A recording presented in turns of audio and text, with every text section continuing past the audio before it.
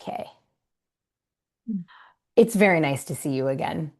Great to I see have you. I have to tell you, I was so nervous the first time we spoke. I was like, am I gonna say the wrong thing? What am I gonna do? So I feel good that I have that under my belt already.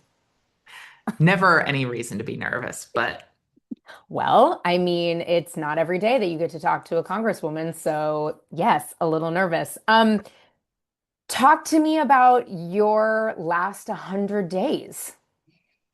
well, the last 100 days have been a hell of a decade. When I when I ran for Congress, I said that I would work with anyone who was willing to work with me to deliver for Delaware, but that I would stand up to anyone who I believed was hurting Delaware. And obviously, the last 100 days, we've seen from the Trump administration an all-out assault on our progress as a country and an effort to dismantle and destroy life-saving programs across this country that my constituents and Americans rely on. We are seeing this administration try to prove that government can't work by making it not work, by choking off funding for programs, by summarily firing thousands of qualified federal workers in departments ranging from the Department of Agriculture to Veterans Affairs. And of course, right now through Congress, we're seeing Republicans trying to ram through a budget that would result in the largest cut in Medicaid in American history, all to just partially pay for tax cuts for the wealthiest Americans. And so I've been doing a lot of defending right now, joining with my colleagues to sound the alarm on this administration's cruel and chaotic policies that are destroying our economy, trying to support efforts and introduce legislation that staves off the worst excesses of this administration. I actually led my colleagues when this administration announced that they would be stopping funding for manufacturing jobs in my state. I led my colleagues, more than 80 of my colleagues, demanding that they reverse course, which they did. So there's been a lot of pushback on this administration, but there's also been a lot of opportunity for progress. I was the first freshman Democrat to introduce legislation in this Congress, bipartisan legislation. I've introduced multiple bills since then, all so far bipartisan, ranging from consumer protections to bringing down the cost of eggs and chickens at the grocery store by protecting farmers. So we're getting a lot of momentum on really important quality of life issues for my constituents. But it's obviously a really distressing time for all of us, given what's top of mind and given who's in the White House. Could you have expected it to go this intense on the budget cuts? I mean, we spoke, I don't know, I guess maybe 2 months ago, and obviously things were happening because, the elected president and his regime, if you will, went, pretty hardcore from the beginning. But could you have, it feels like as a regular American, every day when I listen to NPR, which anybody who's listening, please donate to NPR, since they are up against losing their federal funding. Every day it's a new cut to really important programs, whether it's education, you mentioned agriculture. I think, national parks made its way to a lot of people because that's such a huge, that's not only just a memory base, but a huge part of people's lives. Could you have expected this? Or did you expect this? I expected it to be bad. Yeah. I expected them to try to follow the Project 2025 playbook, despite the fact that sorry for the bells, it's a hazard, occupational hazard here in That's okay. Congress. Zoom is really fancy now and I can't hear it. Oh, very cool. But I like to know Um, about what happens over there. yeah, it's like high school. There's just a bunch of random bells that constantly That ding. would be incredibly triggering for me, Congresswoman, because high school was not a happy place for me. So if I heard high school bells, I would be under the desk crying. Under the table, well, I hate to break it to you, but Congress is a lot like high school. Girl, It's it's better you it's than me. it's particularly on the other side of the aisle, I will I bet. say. I bet. I bet. But I expected them to try to implement their Project 2025 agenda despite pretending like they had never heard of it or read it. I think, the scale and the speed and the just complete willingness to take a chainsaw to every part of our government, including the parts that people who voted for this president disproportionately utilize and rely on. I think it's you'd be hard pressed to find someone who isn't surprised just how much they don't even care about their own voters. But as sort of politically surprising as that is, it's not surprising from a human standpoint because what is clear is that Donald Trump has never cared about anyone but himself. Yeah, I mean, I guess you're right.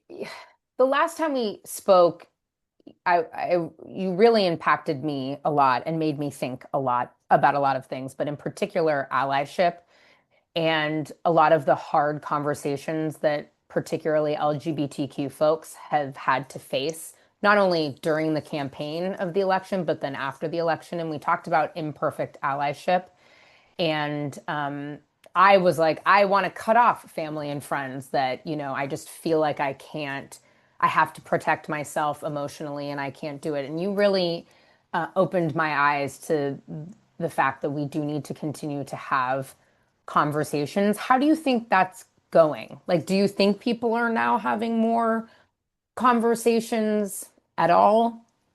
Yeah, and I will say, I think if, let's say you're an LGBTQ person, you're a trans person, and you've got a family that is deeply, deeply unaccepting, or you're a gay person and your family is rejecting you. I'm not saying that, you know, people who are closest to the pain have to self-sacrifice themselves. Right. I think No, that's an no, yeah. unfair burden. But I want my allies, I want my friends to maintain proximity and relationships with people who span the gamut. Yeah. I think to your question, to your point, a lot of times our perception of allyship in this moment is when we see someone who's saying something wrong, we shame them, we yell at them, and most dangerously, we defriend them, we cut them out of our lives, and that is fundamentally unsustainable for a democracy, but it's also fundamentally unsustainable for social progress. The only way we are going to open hearts and change minds is to be in conversation with people who are not yet part of our choir. And I recognize that that's challenging. And I recognize that change making is not easy and it's not even fair. Yeah. But we shouldn't be surprised that overcoming marginalization is an unfair process. And while I'm not saying that every single person needs to be, you know, going on to the Manosphere podcasts and having interviews. I'm not saying that, every single person has to, keep toxic people in their lives or people who are hurting them in their lives. What I'm saying is, for those of us who are willing to have those conversations, for those of us who are willing to engage with people and be in conversation with people who are everything from imperfect allies or frankly even worse than that, let us do that work because Right. someone has to. Yeah. And we can't create a one size fits all approach. We cannot have a single strategy to effectuate change. Yes, we need people who are in the streets yelling, but we also need people who are in those quiet moments having those difficult conversations. And, our grace has been abused. But the answer to that, the course correction for that, cannot be eliminating all grace from our politics and our dialogue. We have to find a middle ground where we have grace so long as people demonstrate growth. But to have that growth, you ultimately need the foundation of grace for people to change. I'm really hoping, I mean, I hate that it's come to this, but I'm hoping even in my own personal life, especially with my parents, the fact that Medicaid, which they definitely rely on, Social Yeah. Security, those being attacked, unfortunately, sometimes they can only, respond to things that happen to themselves. Some people lack the ability to feel empathy for other people and put themselves in other people's shoes. But I'm hoping that those are the inroads to the conversations that you're talking about, the steps of being, of being able to talk about how this current administration is failing everyone, in particular the people that decided to vote for him.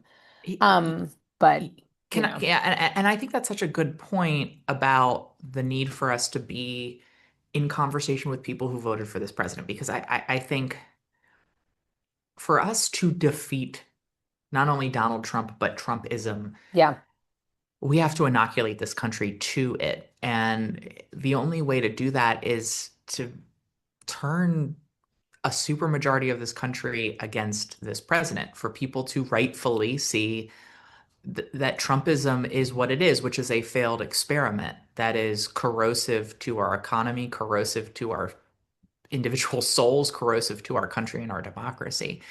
And that means we have to convince people who voted for this president.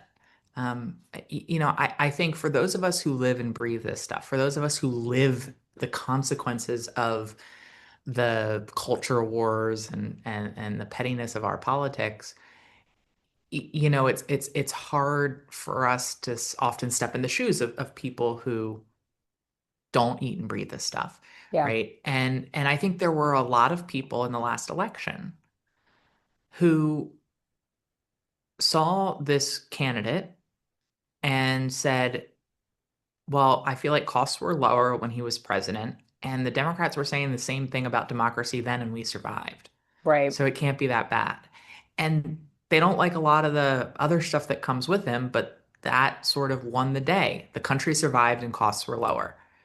And they decided to pull the lever for him. And I think the job before us right now is to make it abundantly clear that Donald Trump is breaking that promise. Mhm. He's not spending time on lowering costs. He's spending time attacking vulnerable communities to divide and misdirect our public's attention. He's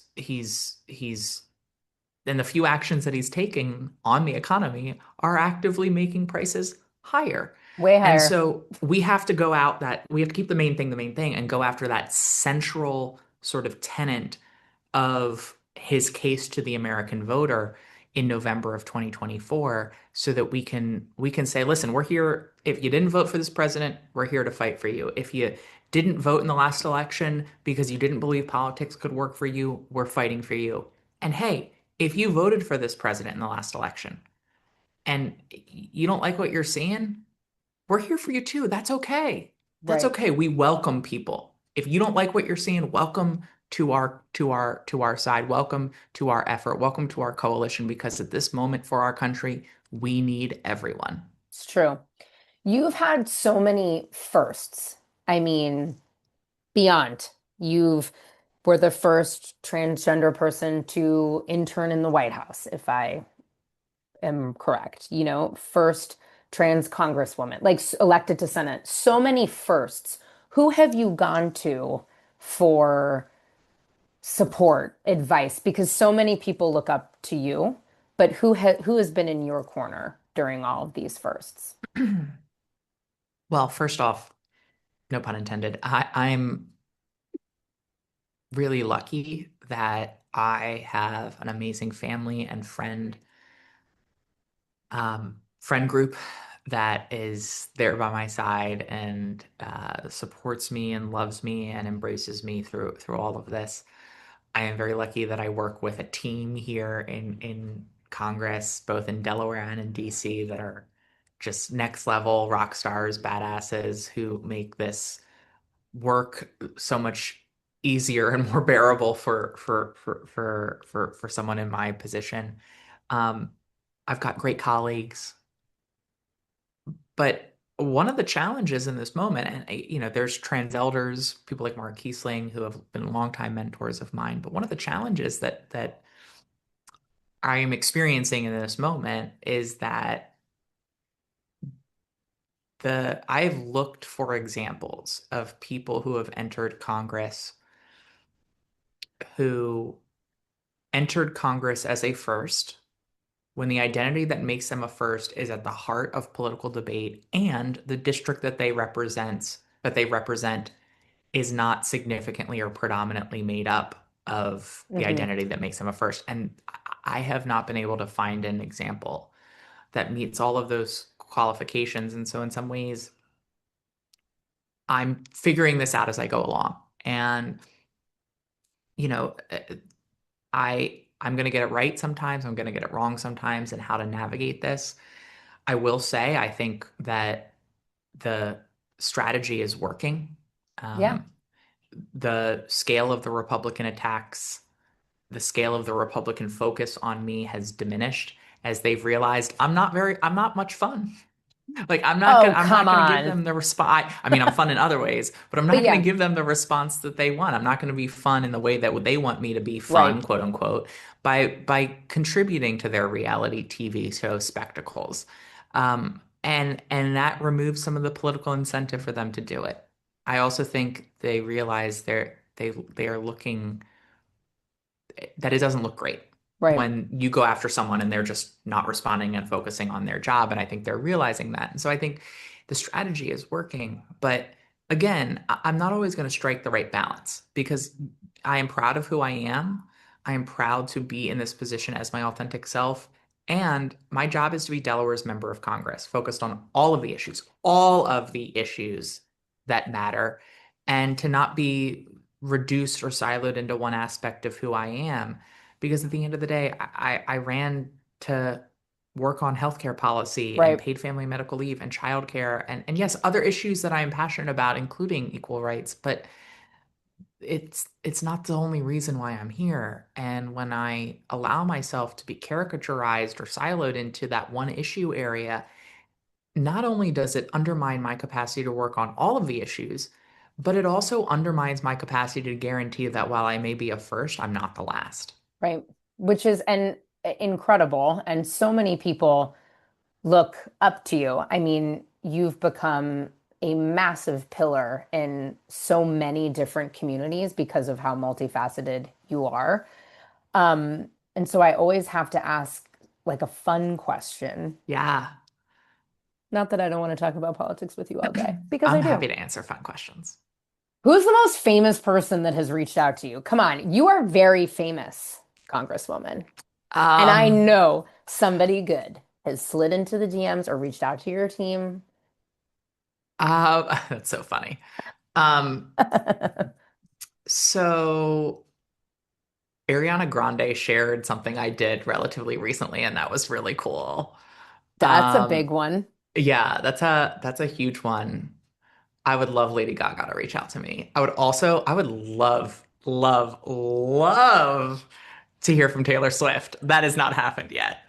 Um, you know, I'm really lucky that throughout my life I've had the opportunity to meet a lot of really cool people.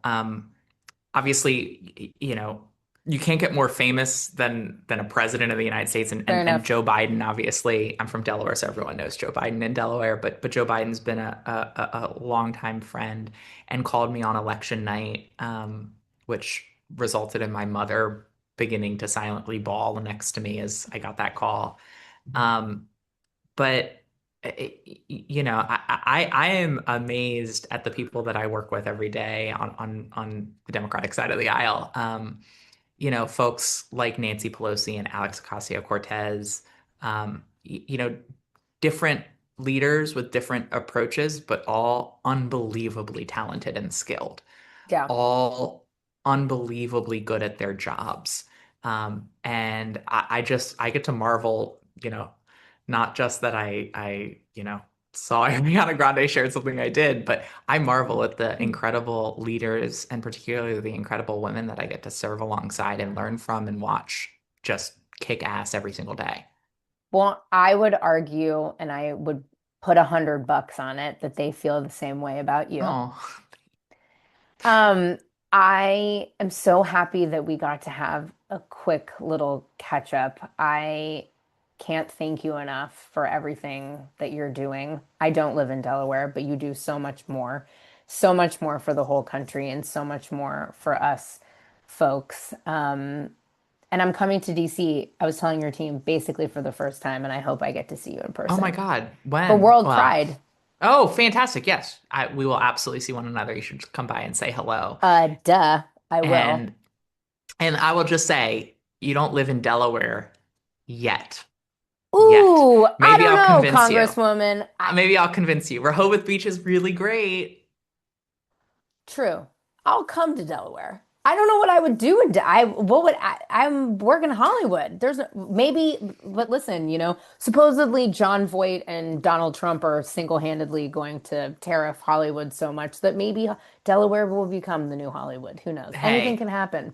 as a former cinema studies major, I'd love to see Delaware be a haven for the Could film you? industry. It could be. It could be. Again, you're just the loveliest, and I feel so proud that you came on. Cool, cool, cool. And I hope to see you in a month. Look forward to seeing you soon. Happy Pride. Happy Pride. I got you out.